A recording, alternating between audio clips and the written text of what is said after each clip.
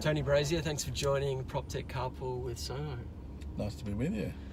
You wrote a really interesting article not too long ago about that the industry needs a game changer.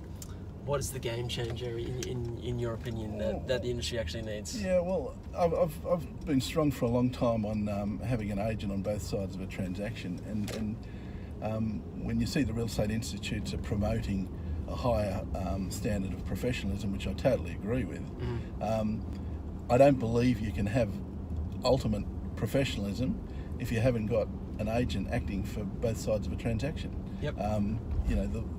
Since I've been in real estate, the Auctioneers and Agents Act was originally a set of rules for agents and the principals they work with being normally the vendors. But over time, the governments have put in more and more consumer protectionism to a point where, theoretically, they've got to be acting from both sides but being paid by one. Yeah. Now, until we get to a point where, people have someone acting for them, I say we'll never achieve that trusted advocate status of a real estate agent. Yeah. There are buyer's agents in Australia, it's steadily been growing the last kind of 10 to 15 years. I mean, it's still, I guess, slow adoption.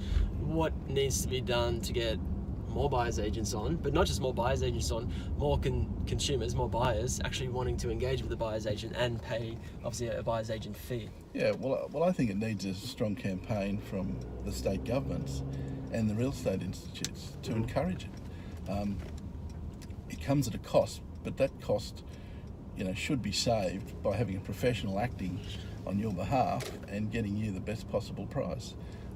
So it can happen. At the moment, I would say it's only at the top end of the market where people are appointing buyers agents. Yep. If you look at the Block Channel 9 series and the auctions there, who's got the highest profile of the agents involved in that whole process? I would say the three buyers agents that are acting for the buyers and possibly one or two of the auctioneers. But I think that emphasises my point that if we want to be the trusted advocate, everybody's got to have an agent on both sides of the transaction. Yeah.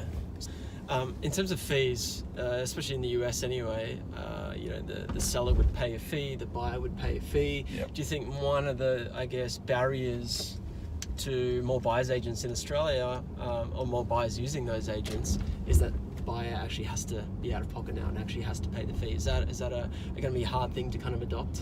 Yeah, well, it definitely is a barrier to overcome, but if you consider that it's going to save you money anyway, because you're going to have someone hopefully negotiating a much sharper price than you may be able to do yourself, and their knowledge of the market, which is a huge difference. Yep.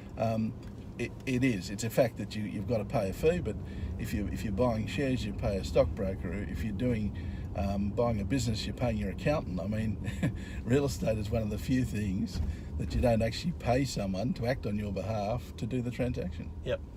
I guess in terms of getting this adoption, you said it'd be good if all the real estate institutes could push it a bit more. But I guess what specifically needs to be done is it kind of education, is it mass marketing? Because I'm assuming a lot of buyers, they don't really understand how a buyer's agent actually works. No.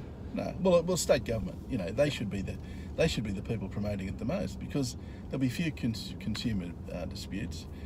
Whenever I've been received a complaint from someone in a property transaction, it's normally being the purchaser who thinks that the agent is also acting on their behalf. Now, while they're trying to act in their best interests, they're still being paid by the vendor. So it's the vendor relationship is the one that is the most important to them, to act in their best interest. So really, state government should be pushing this as best practice and the best way to do a property transaction. Yeah. So if I'm a buyer, what are the advantages of using a buyer's agent? Well, I think a buyer's agent can, in the first instance, save you a lot of time. They can research the market for you. They can get it down to a small list based on your requirements. So hopefully you'd be in a situation where what you're looking at is meets your expectations, and then it's a matter of choosing which property you want. Now, in the process of negotiation, a professional negotiator would be far better off than an individual dealing with an agent who is acting for the vendor. So I think in the long run, a buyer's agent can also save you some money in the negotiation.